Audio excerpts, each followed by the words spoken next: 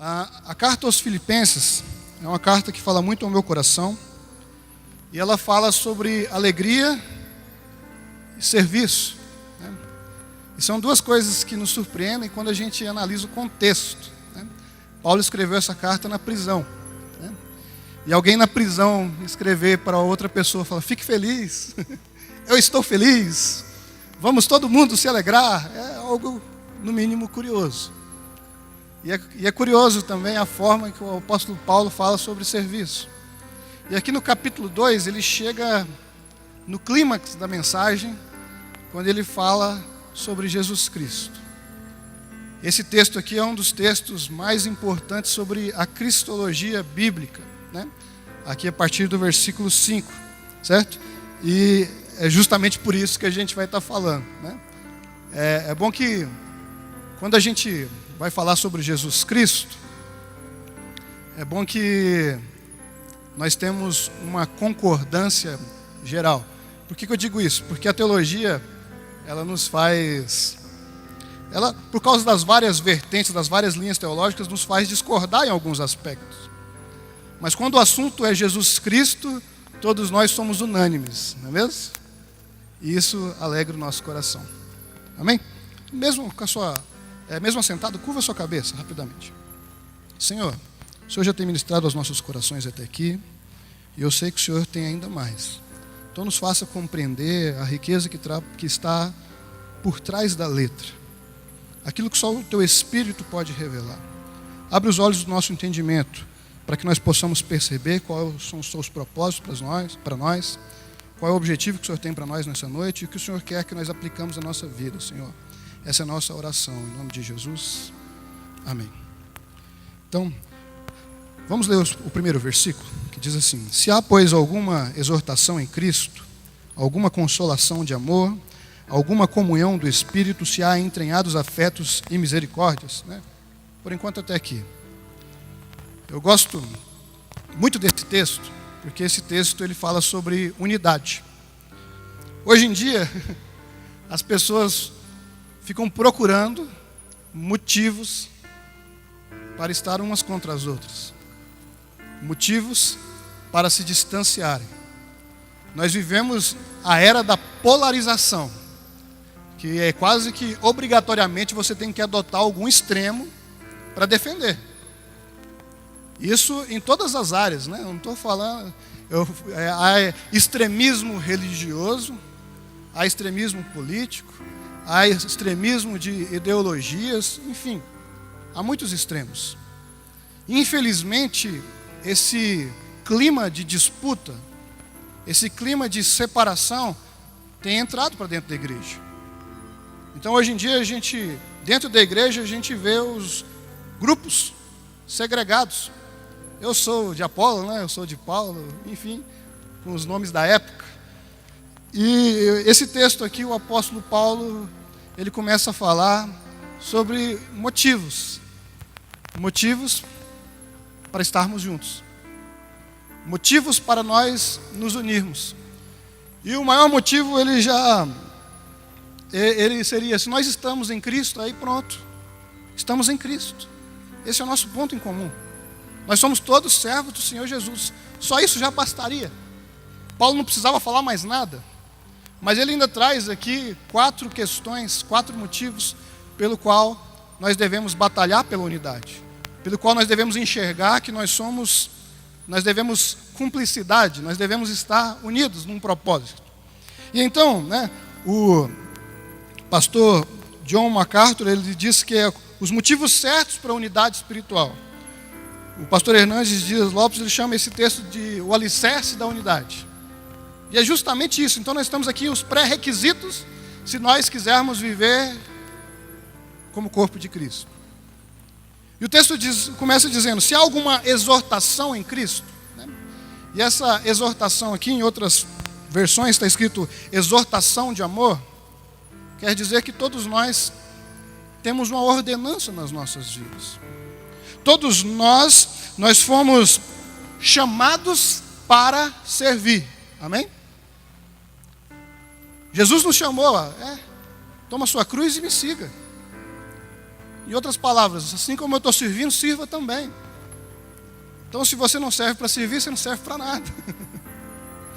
Eu disse há algumas semanas lá na igreja que nós fomos criados para servir.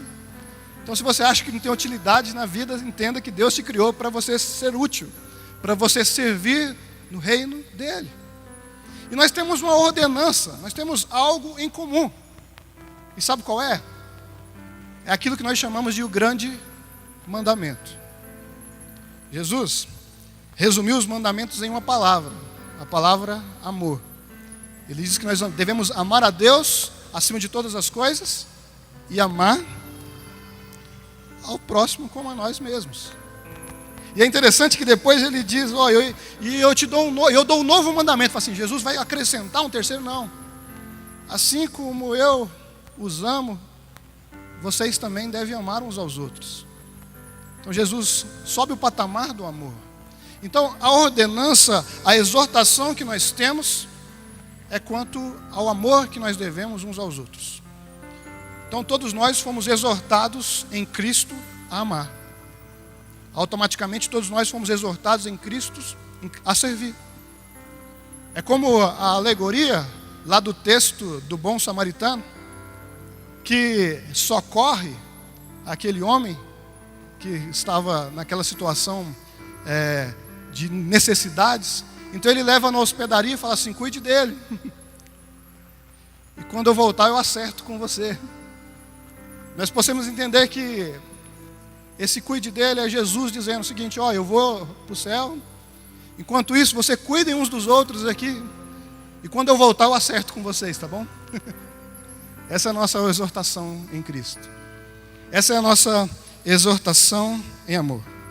A seguir, o apóstolo Paulo diz ainda, se há alguma consolação de amor, em outras palavras vai dizer, se há alguma motivação, e essa consolação aqui, no original, a ideia é de dar conforto ou consolo a alguém. Ela nos dá uma continuidade de pensamento no seguinte sentido: o amor ao próximo é o fruto do amor que nós recebemos de Cristo. E nós poderíamos aplicar aqui facilmente, sabe a oração do Pai Nosso? Chega um determinado momento que a gente diz assim, perdoai as nossas ofensas, assim como nós perdoamos quem nos tem ofendido. E a nossa motivação em perdoar é porque nós fomos perdoados. É porque o sangue de Jesus cobriu uma multidão de pecados. Então, assim como nós fomos perdoados, nós perdoamos. Ou, assim como nós perdoamos, nós somos perdoados. Então, é no sentido de entender que uma grande dívida nossa foi perdoada. Então, nenhuma dívida insignificante deve ser barreira para nós vivermos juntos, para nós vivermos em unidade. Percebe?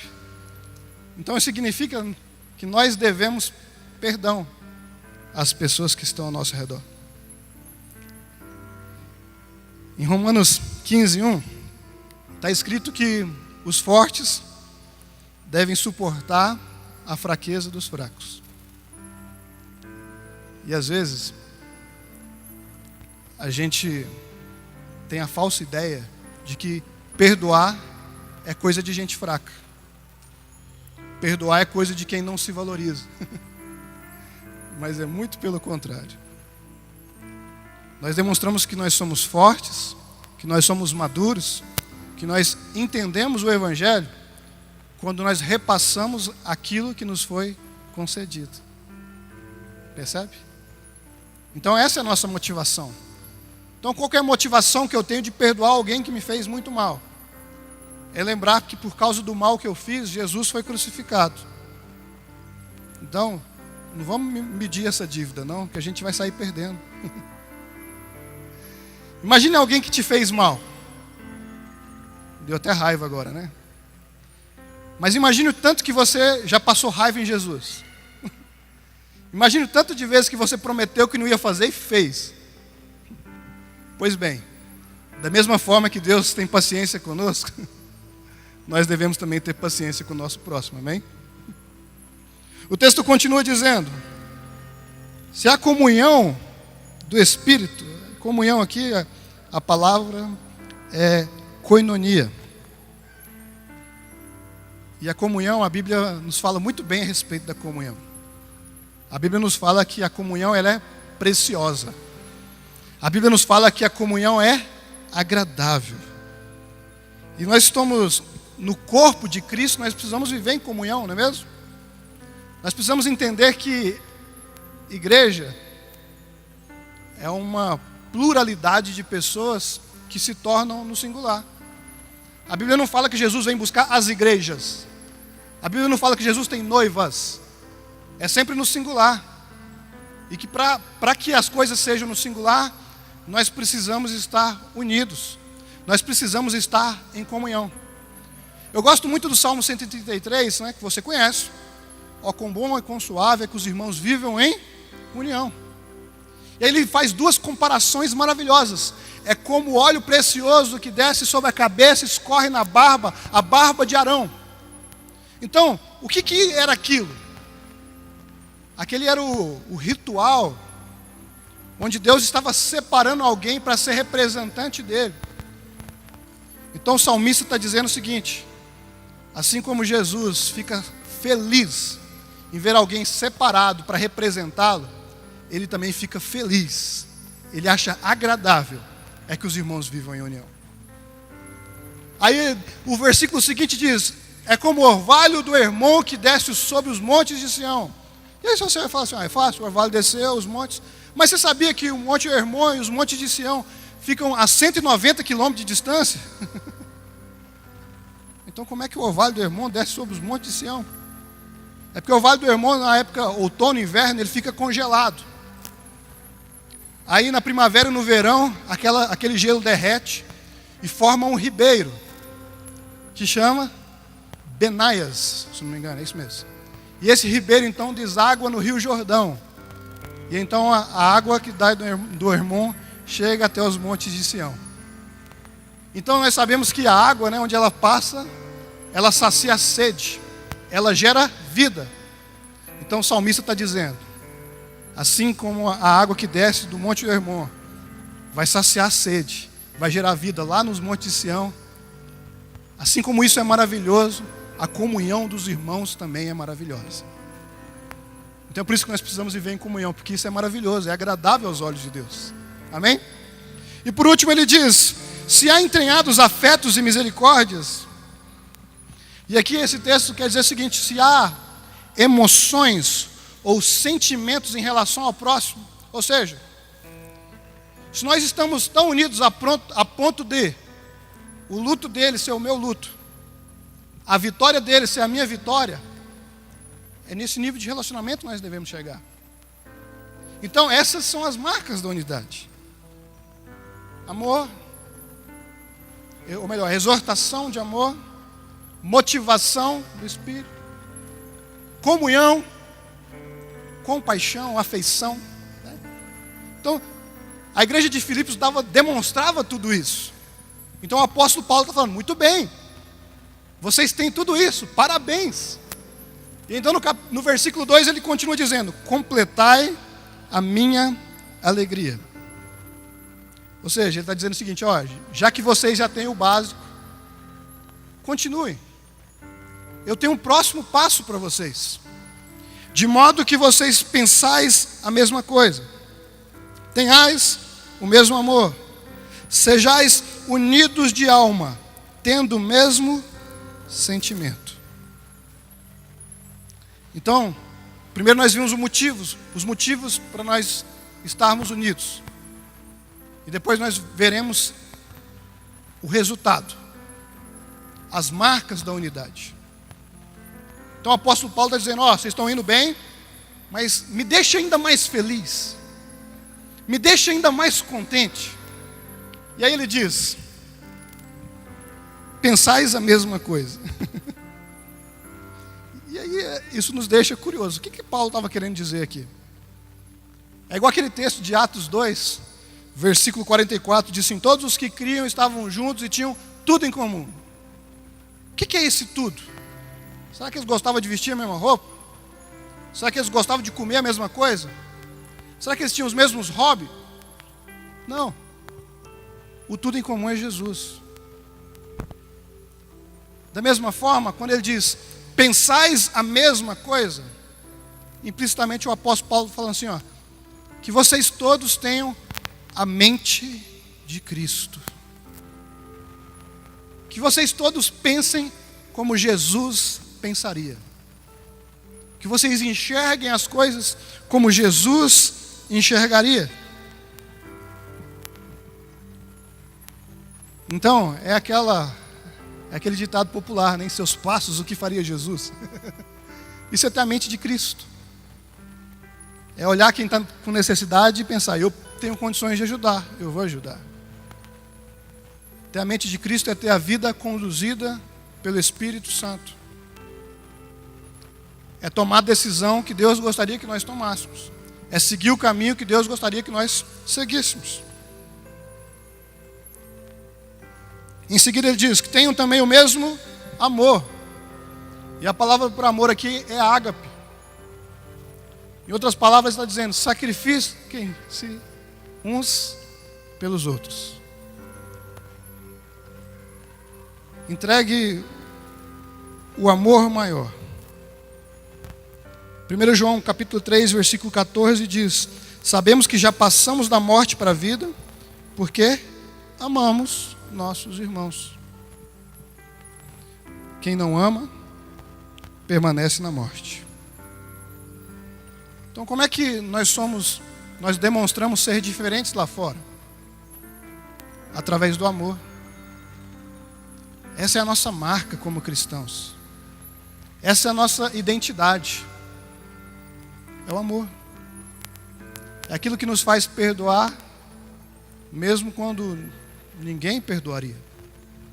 Aquilo que nos faz amar quem nos odeia, amar quem nos fez mal.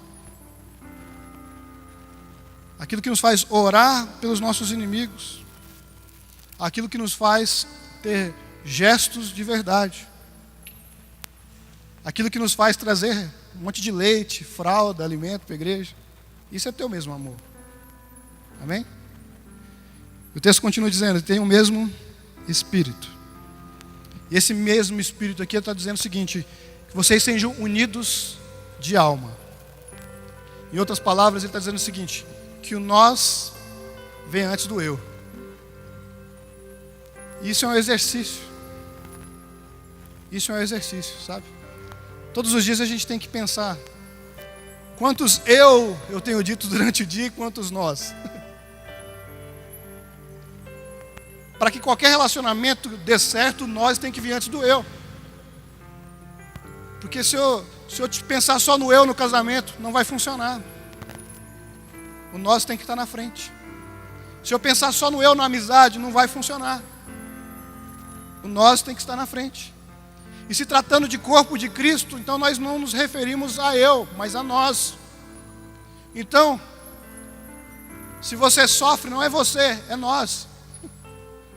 Se eu sofro, não sou eu, somos nós. Porque nós estamos unidos de alma, amém? Então a dor do próximo é a minha dor. A alegria do próximo é a minha alegria, porque nós estamos no mesmo Espírito. Aleluia.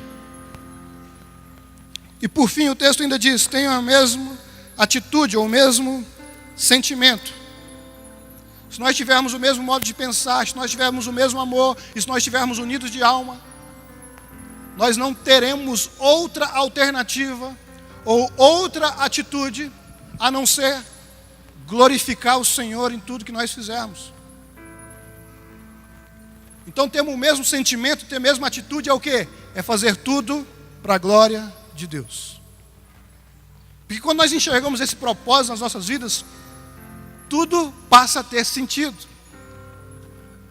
Porque às vezes, se você for trabalhar com o propósito de simplesmente ganhar dinheiro, ou simplesmente agradar o seu patrão, ou simplesmente cumprir uma obrigação, um dia isso vai perder a graça.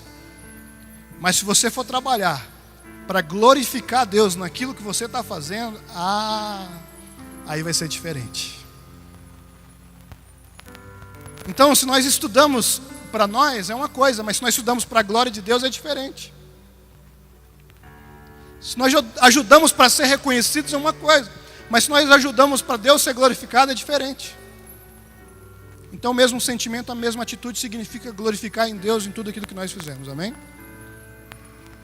Então nós vimos os pré-requisitos, os motivos, nós vimos o que acontece quando a gente entende o que é viver em unidade, e a seguir o caldo engrossa. O versículo 3 e o versículo 4 diz assim: nada façais por partidarismo ou vanglória, mas por humildade, considerando cada um os outros superiores a si mesmo. Não tenha cada um em vista o que é propriamente seu, senão também cada qual o que é dos outros. Ler esse texto na época em que nós vivemos é até difícil, sabia? Porque a gente tem visto para todo mundo, para todo lado aí, que nós devemos ser cabeça, que nós devemos estar em posição de destaque, que nós temos que ser protagonistas. Mas aí Jesus, através de Paulo, diz assim: ó, pense nos outros, tá? Se coloque os outros superiores a você. Sirvam uns aos outros. Em outras palavras, vença o egoísmo e a vaidade. Se tem algo que tem causado um grande prejuízo à igreja, chama-se egoísmo e vaidade. Porque as pessoas agora, elas não vão em nome de Jesus, elas vão em nome delas mesmas. Elas não buscam seguidores para Cristo, elas buscam seguidores para elas. Elas não estão preocupadas com os discípulos de Jesus, elas estão querendo fazer discípulos para elas mesmas. E na igreja de Filipos não era diferente, tá? Ó, possivelmente Paulo ficou sabendo que havia disputa, que havia gente que estava se achando a última Coca-Cola, estava achando que era alguma coisa. Tinha gente que falava: espera aí, eu não vou fazer isso aí não, porque eu sou patriarca, né? Eu sou querubim, né? Não sei lá quantos termos vão inventar. Isso aí não é tarefa para mim não. Então, o apóstolo Paulo vem aqui com os dois pés no peito mesmo, e fala assim: ó, deixa de ser arrogante. Ninguém serve ao Senhor de maneira egocêntrica. É impossível servir ao Senhor com vaidade no coração. Então, às vezes, algumas pessoas perguntam: por que fulano tem tanto tempo já no ministério? Ele é tão perseverante, já veio, apareceu e foi embora um monte, e ele ainda está lá. Eu falei: porque tem coração de servo. Porque diz não todos os dias para o seu egoísmo, para a sua vaidade. Nós devemos servir Jesus dessa maneira. É dizendo não para o nosso próprio egoísmo, é dizendo não para a nossa própria vaidade. É entendendo que nós não somos donos de nada. É entendendo que nós somos miseráveis, nós estamos de pé, é pela graça, pela misericórdia de Deus. E se nós temos um ministério, isso é privilégio. E ao mesmo tempo uma obrigação. Eu achei fantástico uma frase que eu vi essa semana, né? Se Deus te chamou para ser pregador, se Deus te chamou para ser alguém que prega a sua palavra, não se rebaixe sendo rei de nenhum país. Não se rebaixe a esse ponto. E entender o ofício é entender que nós estamos aqui para servir. Mas o apóstolo Paulo vem dizendo o seguinte: olha só, não importa o seu cargo, não importa os seus dons, não importa os seus talentos, considere os outros superiores a vocês. Se coloque na posição de servo. Não tenha visto só o que é seu não, mas e o próximo? Não preocupa de encher só a sua barriga não, mas e o próximo? Então que nós possamos ter uma vista panorâmica e olhar sobre. É como se todos os dias nós estivéssemos usando aquele colete, né? Posso te ajudar? O que eu posso fazer por você? Como eu posso te servir? E o apóstolo Paulo, como eu disse, ele foi devagarzinho aqui costurando, para ele chegar no nível que eu diria que é até um pouco apelativo. Aí ele chega aqui, olha só, agora que vocês já entenderam o que eu estou querendo dizer, aí ele diz, permita-me dar um exemplo. Aí ele entra no versículo 5, ele diz, tendes em vós o mesmo sentimento que houve também em Cristo Jesus. Pois ele, subsistindo em forma de Deus, não julgou como usurpação o ser igual a Deus. Irmãos, esse texto é muito forte. Só essa semana eu devo ter lido esse texto umas 50 vezes. E toda vez que eu leio, meus olhos lacrimejam. Porque o que está escrito aqui é muito profundo. Tendes o mesmo sentimento. Que sentimento é esse? É a decisão de renunciar. É a decisão de se colocar inferior. É abrir mão da glória. Nós não estamos falando de qualquer um. Nós estamos falando de Jesus Cristo. Se tem algo que me impressiona no Evangelho, os milagres impressionam. A autoridade que Jesus falava impressiona. Mas quando ele pega uma toalha e vai lavar os pés dos discípulos, isso quebra a gente. Quando ele fica calado diante de autoridades humanas, você fala assim, o que é isso? Então, o Jesus rico, o Jesus que criou todas as coisas, ele decidiu ser pobre. Ele poderia nascer no maior dos palácios. Ele poderia ter, por exemplo, Salomão construiu preciosos palácios. Deus falou assim, ó, esse aqui você deixa, ninguém entra, esse aqui é para quando Jesus vier. Mas ele decidiu nascer numa manjedoura, rodeado de bicho. Olha que coisa. Mesmo sendo todo poderoso, ele decidiu lavar os pés. Hoje em dia, se você for lavar o pé de alguém, você já vai ficar assim, nossa, que situação constrangedora. É o mau cheiro, é a sujeira. Vocês lembram que o povo andava a pé naquela época, né? Naquela época não tinha asfalto, não. Imagina como é que estava essa água. Imagina como é que estava o pé desse pessoal que andava quilômetros de sandália. Imagina o cheiro que estava isso. Então Deus Todo-Poderoso falou assim, vem cá, deixa eu lavar seu pé. Deixa eu dar um grau aí. Renúncia. Mesmo sendo o rei dos reis, ele se permitiu ser julgado por homens. Então ele vai diante de Pilatos, Pilatos se achava o cara. E se Pilatos soubesse de verdade quem era aquele que ele estava julgando?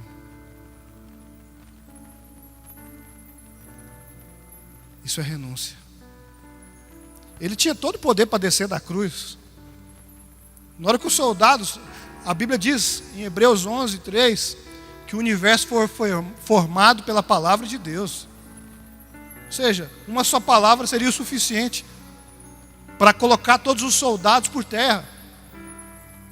Mas ele deixou. Nosso instinto humano é o seguinte, mesmo que você diga, pode bater na minha cara, mas se ninguém segurar os seus braços, você não vai deixar isso acontecer. O reflexo, o instinto. Então ele foi esbofeteado. Ele foi açoitado severamente. Lembra daquele filme, Paixão de Cristo? Aquela cena que Jesus vai apanhando.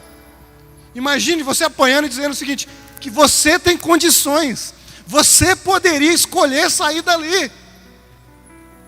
Então quando fica aquele chicote com os ossos nas costas de Jesus, assim que quando ele tira a carne e sai, eu falo assim, não é possível. Ele renunciou a ponto de sentir dor. Isso é renúncia. Ele não precisava, mas ele quis. Subsistindo em forma de Deus, isso significa o quê? Que Jesus, mesmo vindo em forma humana, ele não era 50% Deus, ele era 100% Deus. E também 100% homem. Então Jesus não deixou de ser Deus quando veio ao mundo. Mas ele se limitou. Repito, ele não abriu mão da sua divindade, ele abriu mão da glória. E o texto diz, ele não usou como usurpação ser igual a Deus. Sabe o que isso significa? Que ele não quis dar carteirada em ninguém. Hoje em dia, você já viu como é que funciona, né? Você para numa blitz, aí você sabe com quem que você está falando, né? Não é assim. Aqui no Comep a gente leva carteirada, sabe?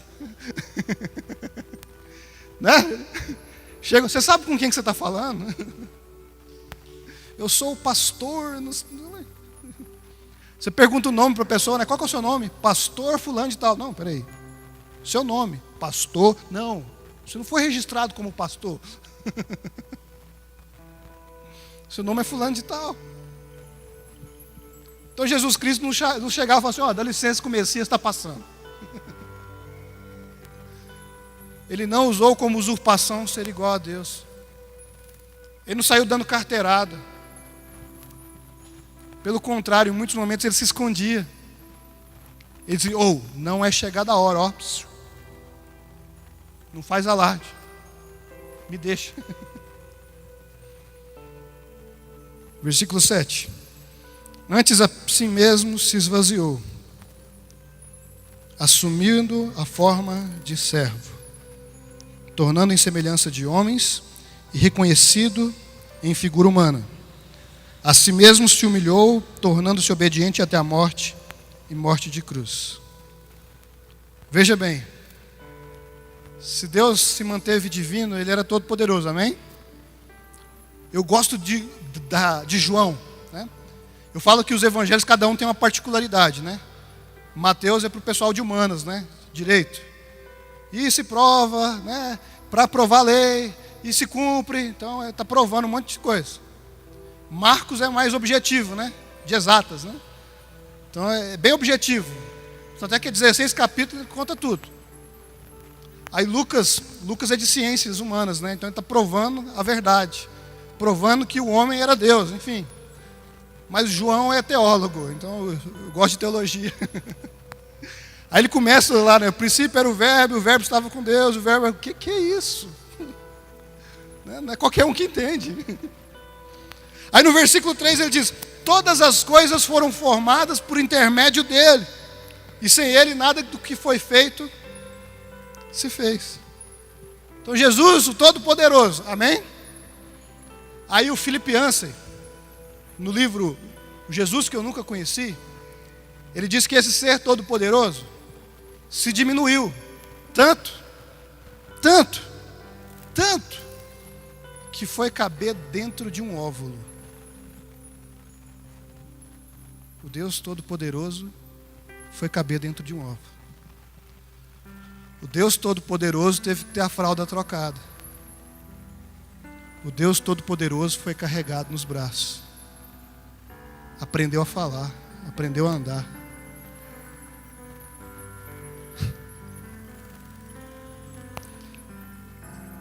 Isso é se esvaziar. O ser onipresente se reduziu a um corpo. Agora Deus tem endereço. Onde mora Jesus? Lá em Nazaré. Você vira à esquerda ali, ó, vai ter uma carpintaria na porta. É lá. Se esvaziou. O Deus que sabe de todas as coisas está servindo prostituta, servindo político corrupto, servindo pobre, servindo religioso, servindo pecadores. Ele não sabe de tudo, mas ele se reduziu, ele se esvaziou. E da mesma forma nós também precisamos nos esvaziar. No início da pandemia a gente fez um projeto chamado Morada em Ação. E era lindo ver os irmãos se esvaziando, sabe? Porque às vezes a gente espera de um lugar e vem de onde a gente menos imagina. Eles imaginavam um rei, um Messias poderoso, rico, e veio um pobre, lá de Nazaré. E no Morada em Ação a gente pensa, os empresários agora vão investir tudo, né? Vão ajudar. Aí quando a gente menos esperava, chegava alguém desempregado aqui e deixava uma cesta. A irmã recebia o auxílio emergencial e tirava uma parte para vir ajudar os irmãos que estavam com fome. O empresário que tomou prejuízo chegava aqui com caixas de coisa para doar. Isso é se esvaziar. Isso é aprender a ser servo com Jesus, amém? Jesus te humilhou. Versículo 8 diz que ele desceu, ele se humilhou. Por quê? Porque a morte de cruz era a morte mais humilhante, mais dolorosa, e era o pior castigo que alguém poderia ter. O pior bandido ia morrer de morte de cruz.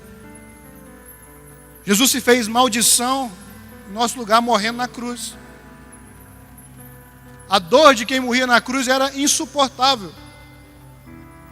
E Jesus se humilhou a esse ponto. Ele se fez escravo da obediência até a morte, morte de cruz. É importante deixar aqui. Ele foi obediente até a morte. Porque hoje em dia tudo tem um preço, né? Até a obediência parece que tem um preço. Eu vou ser obediente, mas se a proposta for boa, por que não? Mas Jesus foi obediente na pior das propostas, morrendo na cruz do Calvário em nosso lugar. Vamos encerrar. Versículo 9. Pelo que também Deus o exaltou sobremaneira e lhe deu o nome que está acima de todo nome, para que ao nome de Jesus se dobre todo o joelho, nos céus, na terra e debaixo da terra, e toda língua confesse que Jesus Cristo é o Senhor, para a glória de Deus Pai. Agora é a hora que a gente enche o coração de alegria, sabe? Porque Jesus se humilhou.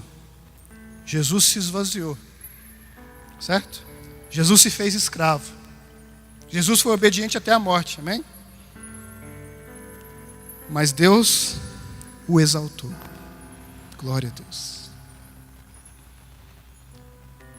Lá no sermão do monte, Jesus diz, né? Os humilhados serão exaltados. E ele estava fazendo um prenúncio, inclusive, da vida dele. Ele estava se humilhando. E veja bem, quem exaltou Jesus não foi ele mesmo. Não foram os homens. Foi o próprio Deus. E é importante dizer que ele foi exaltado sobremaneira. De uma maneira incomparável. De uma maneira que nenhum outro ser foi ou será. Aleluia, glória a Deus. Aleluia. E ele deu o nome que está acima de todo nome. O nome acima de todo nome é Senhor. É Rei dos Reis. É o dono da vida. E por que Jesus foi exaltado? O versículo 10 nos diz, para que ao nome do Jesus se dobre todo o joelho. Jesus foi exaltado para que eu e você nos rendamos diante dele. Em Apocalipse está escrito lá sobre os reis, né? Que eles pegam a coroa em nome de Jesus e diz, o único que tem poder para reinar aqui é o Senhor. O Senhor é o Rei dos Reis. Ele é o Rei da glória. Ele é o Senhor dos senhores. E todos nós devemos nos prostrar diante dele. Todos nós devemos reconhecer a majestade dele. Aleluia! Glória a Deus! E o texto diz o seguinte, ao nome de Jesus se dobre todo o joelho nos céus. Então está falando o seguinte: os anjos, os 4 seres viventes, os 24 anciãos, todos eles se rendam diante de Jesus. Na terra, ou seja, a humanidade se renda a Jesus. Debaixo da terra, aqui nós podemos entender que pode ser aqueles que serão ressuscitados, ou pode também ser uma referência aos anjos caídos. Mesmo que eles não concordem, eles vão ter que se render a Jesus. O texto não está dizendo que Jesus vai salvar todo mundo, mas nós sabemos que são aqueles que creem. Mas ele será reconhecido por todos. Então ele virá de uma maneira esplendorosa. E sabe qual que é o objetivo da exaltação de Cristo?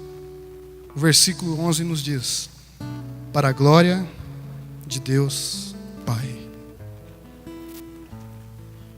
Amém? Então hoje nós falamos sobre o exemplo de servo. Lembra que Paulo está dizendo aos irmãos de Filipos. Então ele está dizendo assim: vocês estão achando que vocês são alguém? Vocês estão achando que tem algum... Porque vocês são talentosos? Porque vocês têm cargos? Vocês são alguma coisa? Vocês não estão sujeitos a ser servo? Então eu te apresento Jesus Cristo, o Rei dos Reis. Ele se humilhou, ele se esvaziou, ele serviu. E por que nós vamos fazer diferente? Que nós possamos nos render diante do Senhor Jesus. Ele é o Cordeiro de Deus, que foi entregue por amor a nós, mas ele vai voltar como leão da tribo de Judá. Ele é o verdadeiro exemplo de servo. Jesus nos mostra que nós não temos nada, absolutamente nada, que nos impeça de servir. Pelo contrário, nós olhamos para Jesus e falamos assim: se Jesus abriu mão da majestade, se Jesus abriu mão da sua glória, quem sou eu para não abrir mão dos meus títulos, dos meus bens, dos meus talentos, para também servir Ele e servir aqueles que estão ao meu redor? Quem sou eu? Quem sou eu? Ele é o motivo pelo qual nós estamos juntos, amém? Ele é o centro da nossa adoração. Ele é o nome acima de todo nome, que será reconhecido e proclamado universalmente para a glória do Deus Pai. Então, nesse momento, eu quero te convidar a ficar de pé. Então, o texto está dizendo que nós devemos exaltar o nome do Senhor Jesus, porque Ele se humilhou por nós, porque Ele se esvaziou, Ele se sacrificou. E sabe como nós vamos fazer isso? Servindo uns aos outros. Quando nós saciarmos a sede das pessoas que estão ao nosso redor, nós estamos exaltando o nome de Jesus Cristo. Quando nós ajudarmos a matar a fome daqueles que estão ao nosso redor, nós estamos exaltando o nome de Jesus Cristo. Quando nós enxugarmos as lágrimas daqueles que estão ao nosso redor, nós estamos exaltando o nome do Senhor Jesus Cristo. Porque nós nascemos para servir. E nós temos como exemplo maior o Senhor dos Senhores, o Rei dos Reis, o Rei da Glória.